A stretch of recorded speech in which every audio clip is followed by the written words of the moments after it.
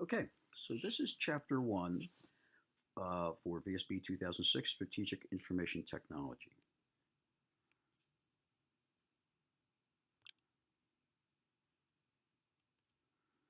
Okay, so really the focus of this course is something we call management information systems. Um, Management information systems is actually broader than just simply technology. So you hear a lot of terminology um, thrown around in the field. So you'll hear things like information systems or information technology or data processing or things of that nature.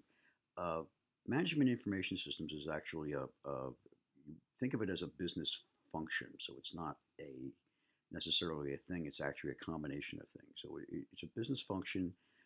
The definition of it is it moves information across an organization with the objective of trying to facilitate decision making and problem solving. There's three key elements to it. The foundationally, we think of it, we think of computers and systems, we think of them in a technology sense. And the technology provides really the foundation, but it is only the foundation. The other two key elements, one of which, and we'll talk about this more in depth as we go through the course. One is processes, basically defined as a series of tasks that have a particular outcome. Basically, how you do work, how do you, what do people do, achieve tasks, or excuse me, how to achieve outcomes. Well, you perform a series of tasks to get an expected outcome. That is really a definition of a process. And then the people, basically people use technology and processes together with people are what used or really makes up what we call this management information systems.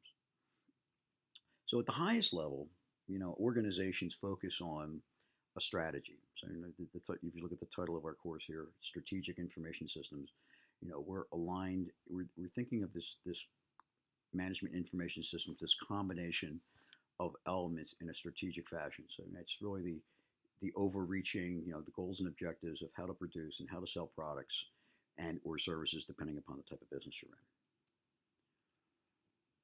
Processes, as we talk about, the activities needed to support the business strategy.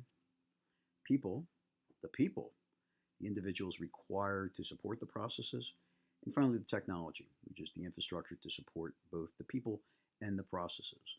Uh, these are all together, the relationship between all three of those. If you have very good technology and very good people but bad processes, you're going to have a bad result. If you have good people, good processes, but bad technology, you'll have a bad result. All three of these have to work together. So when we talk around technology, the term technology is really, it's used, I guess, the terms information systems, information technology, the core foundation, it's plumbing, infrastructure. Um, Four main components you want to think about. All right, so when we talk about technology, the four key elements of technology is hardware, which are physical components, software, which can be either in the form of applications or the systems that are used to actually make the computers work, operating systems, things of that nature. Data, which are raw facts, measures, qualitative and quantitative, that are captured, saved, and manipulated by software. And then finally, networking and connectivity, which is the transmission of data over public or private networks. So when we talk about public networks, usually we're talking about the internet. Private networks can be any communication that's set up between two parties that is not necessarily shared publicly. All right. So once again, this is a combination of elements of the three. Hardware, software, and data have been around as long as computing has been around. Networking, though, is actually relatively new in comparison to the other three. Networking really kind of came into its own starting in the 80s, into the 90s, and up to through today. People were able to run computer systems without having the network connected for a good long time. However, when you network connect computers and systems and enable systems to talk to systems across large geographic boundaries, you see remarkable things. We talk about data. So data is one of those foundational pieces, and quite frankly, in the modern world, data is, the growth of data is probably one of the most noteworthy characteristics of modern computing. Our ability to generate, to store, and to analyze enormous amounts of data, I think, is the thing that kind of categorizes, the type of computing world we're in today. Data can be generated by, virtually any device. So obviously your business systems, your business computers, PCs, things of that nature, but also private. This whole idea of a social network, this idea of personal computing driven by mobility and smartphones and things of that nature has really been the hallmark of the past 10, 12 years. And what has happened, that innovation, those innovations have generated, allowed for the generation of enormous amounts of data.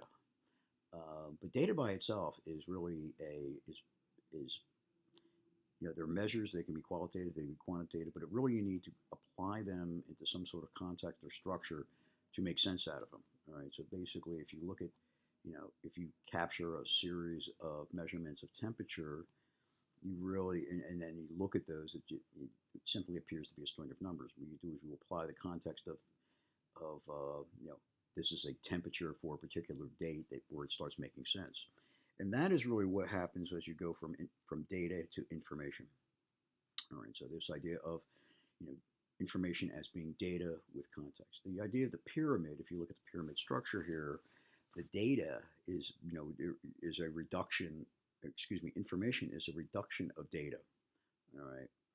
And, information, that this whole data to information has been a foundational part of computing. You used to see mainframes were mainframes were very good at this. They were able to take large amounts of data, analyze it, process it, and then crank it out into information in the forms of reports and things. That's been around quite some time. The next level up, what we call business intelligence. Business intelligence is actually a more focused area where we're taking this information and we're asking specific questions.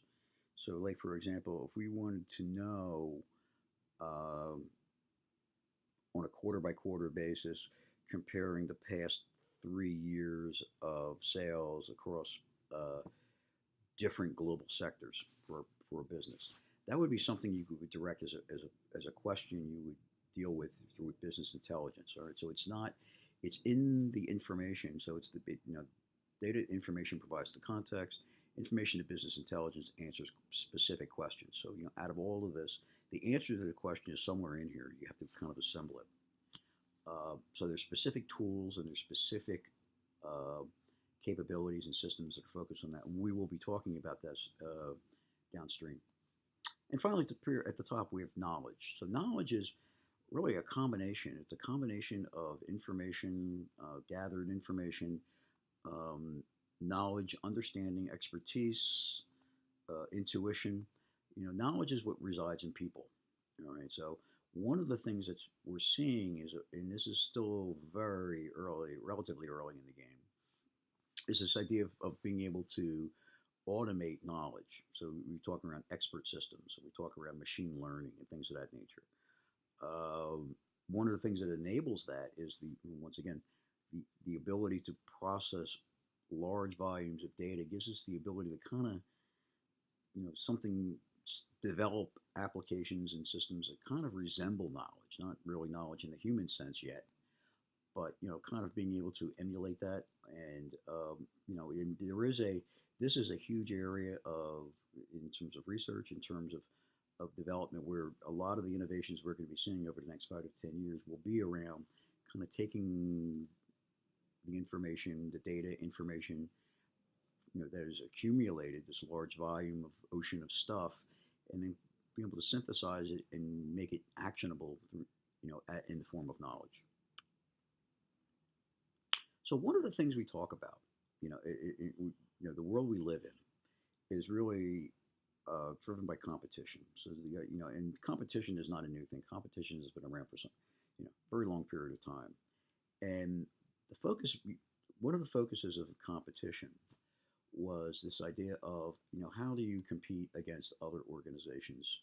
In business, you know, you're selling into a market, but there are other competitors, other organizations that are selling similar products, similar fashions with, you know, similar types of goods, but obviously there's there's something that would there's something about that product would need to appeal to your target market. So this idea of, I mean, for the longest while, the focus was on this idea of a competitive advantage that organizations would gain and maintain competitive advantages. So here's a couple of examples here of organizations that had done some, and this goes back about maybe 30 years, but organizations that innovated to create a competitive advantage for themselves.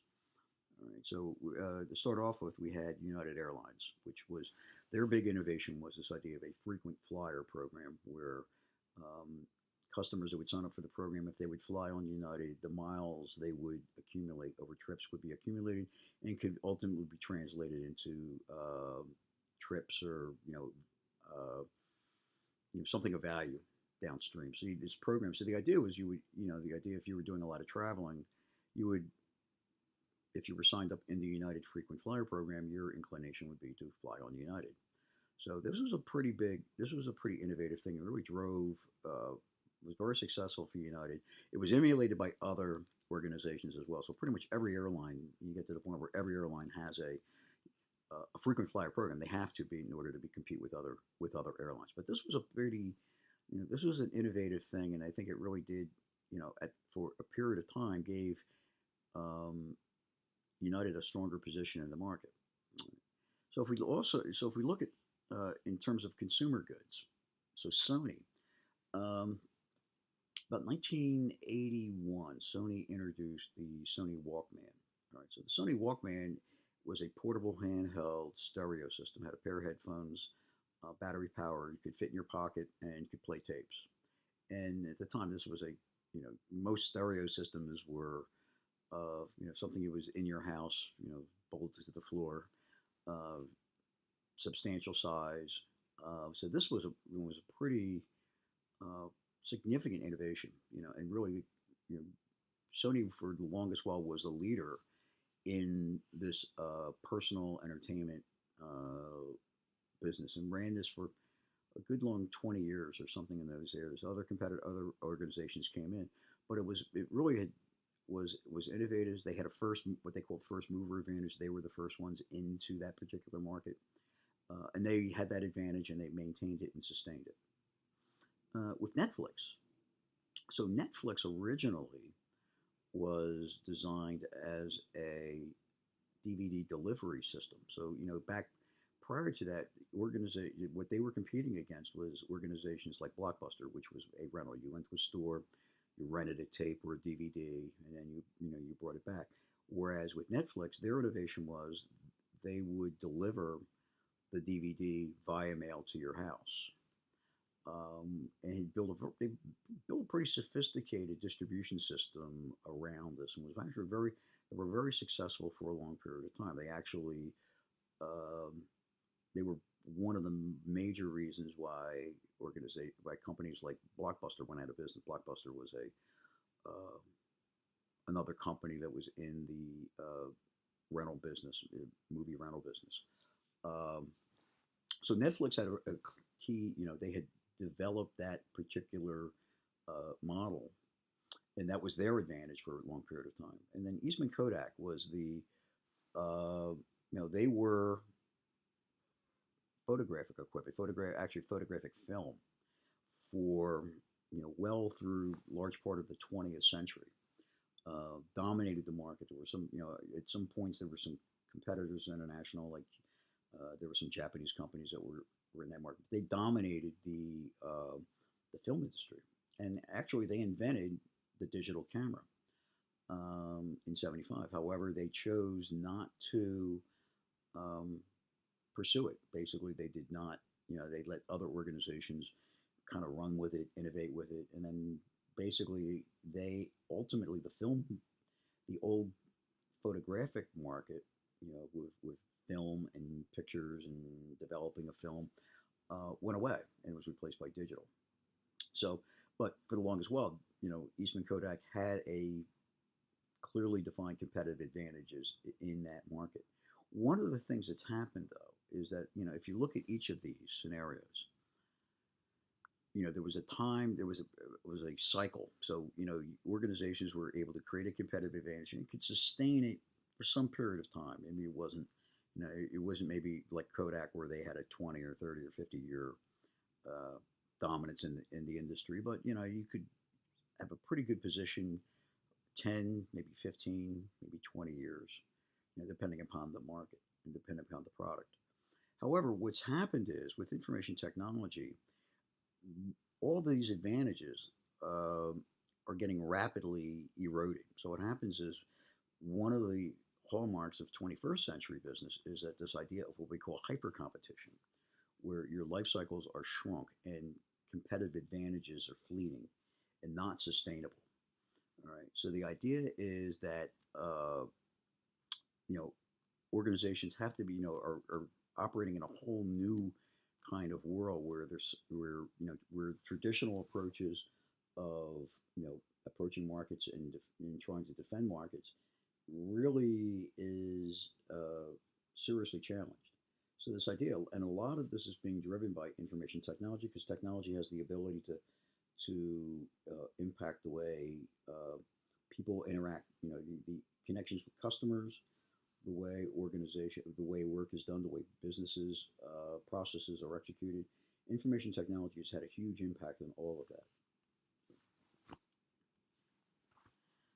So the idea, one of the things, Sun Tzu's Art of War was obviously written um, a very long time ago in China, focused on war. However, one of the things that's interesting is that some of the observations that are in the art of war actually have applicability beyond merely combat. So, for example, one of the some of the key observations that are in there where we talk around enemy, knowing yourself and knowing your enemy. So if you know the enemy and you know yourself, you will prevail, or you would have strong advantages to prevail.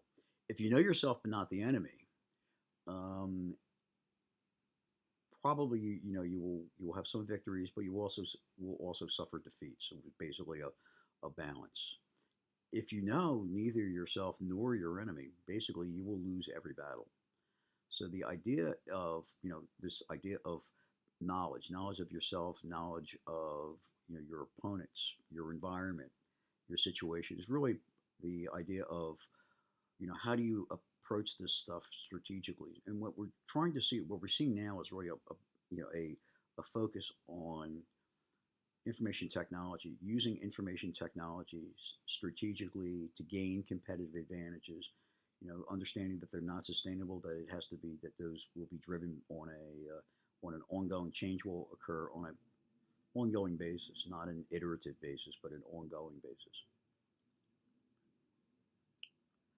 There's a couple models. So, as I said, there's been business strategies for a long period of time around how do organizations compete, how do organizations operate. And there's a couple different models out there. So to share some of these right now. So some of the basic ones, um, the basic competitive strategy. These some of these I think are some of these have been developed by Michael Porter in the 80s, and I think that your what we call our SWATs is a I think it's a broader one, but we'll touch upon some of these right here real quick.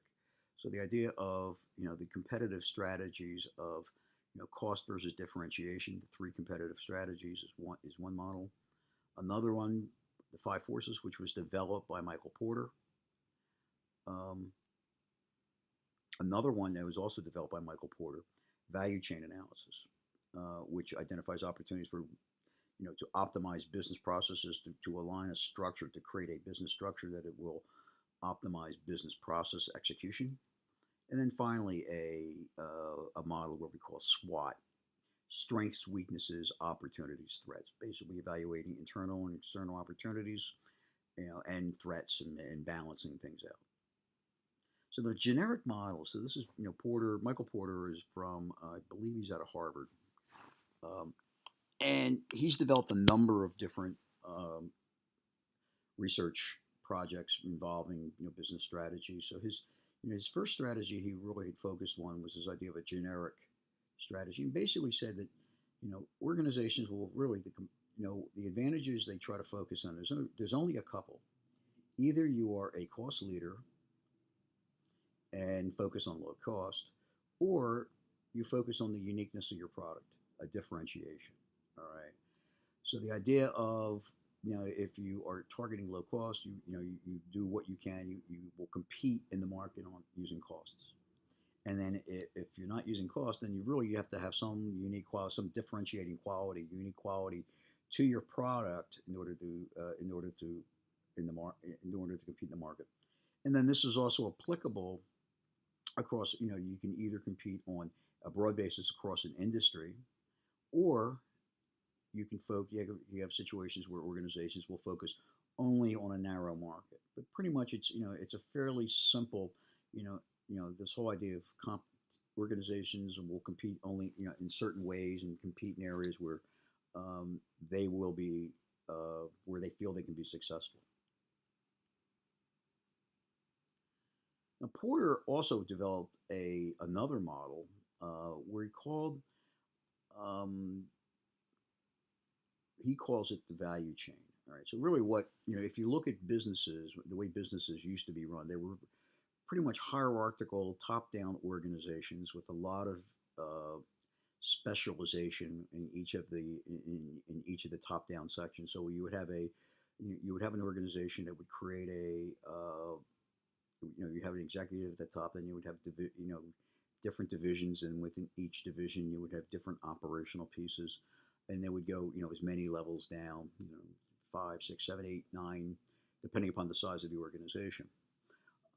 One of the things that Porter had observed, and we'll be talking more about this, in the upcoming weeks, is one of his observations was that there's a lot of that you can build an effective organization using those techniques. All right. But the problem is there's a lot of overhead involved with that. So, for example, if you have a hierarchical structure that is aligned top down, you usually don't see things go left to right. So basically, if something if you're 3 levels down in one organization, and you need to engage something in another organization, you have to go up the 3 levels to the top, then over, and then down to whatever level that is. So part of the challenge in doing that is that there's a lot of overhead. There's a lot of things take longer. You don't react. It works well if you're in a steady state, but if you have situations where you need to change things, some of that stuff, those delays can be very impactful. So Porter's models is what he did. He envisioned a restructured organization where all of the critical items, all the items that are specifically designed around the product creation. So you inbound, basically starting from the acquisition of products through creation, through shipping, through post customer support and service, marketing and sales. All of that stuff is what he calls the value chain. All right. So what the idea is, as you move from box to box, you're generating value. So at the end there's a value proposition of okay, this is what we do at the beginning, this is what we take, here's what we create, and here's what the value. We add value as we go, and and that's basically what customers will want to buy from us. All right. The other organizations, the other types of the other functions that are in the organization, from his perspective, you would separate those out and you would kind of create them as shared resource areas. So say, for example, you would have things like you have a human resources department or a procurement department. Well, they're not directly in line with this end-to-end execution of a value chain. So what will happen is they become kind of they're identified as overhead items, all right, and and they're operated as a shared item. So this is really a restructured organization. So Porter, his model here presupposes that you really kind of kind of change your organization around in such a fashion so that it's not a top down, but it's as much of a left to right. It's not a top down. It's going to be a left to right model. that we're dealing with here, okay, as you go from inbound to outbound and your shared resources.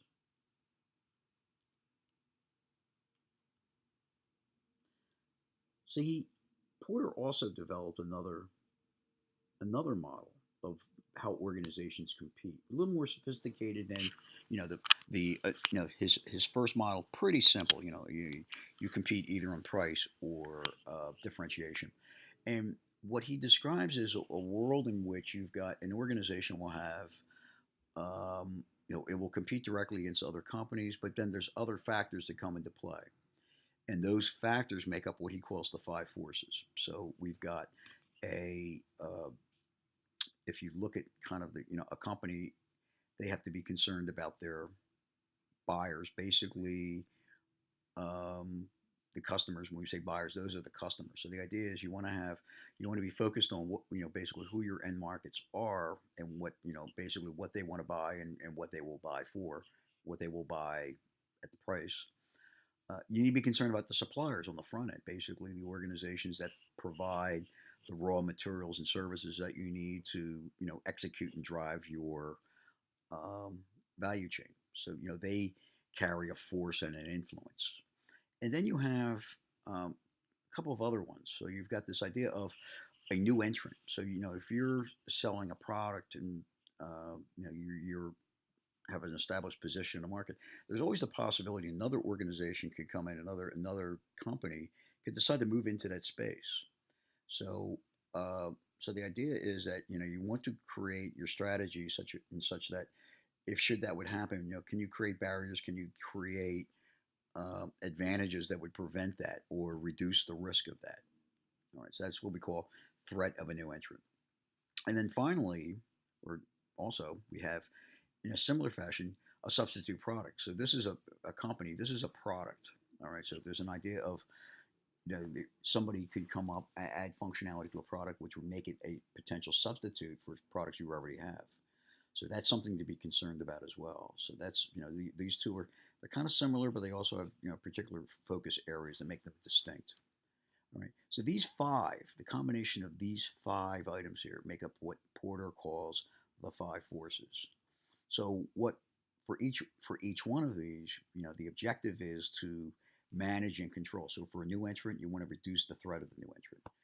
For buyer power, you want to reduce buyer power, reduce supplier power. Basically, give yourself advantages, position so that they cannot force you to either sell, change the way you do things, or so there's advantages. You want to be able to do stuff that would reduce their influence on you. So if you think about this is kind of almost like a gravitational model, because depending upon the business you're in, some organizations, some businesses, some companies, some of these things are going to be more impactful than others. All right.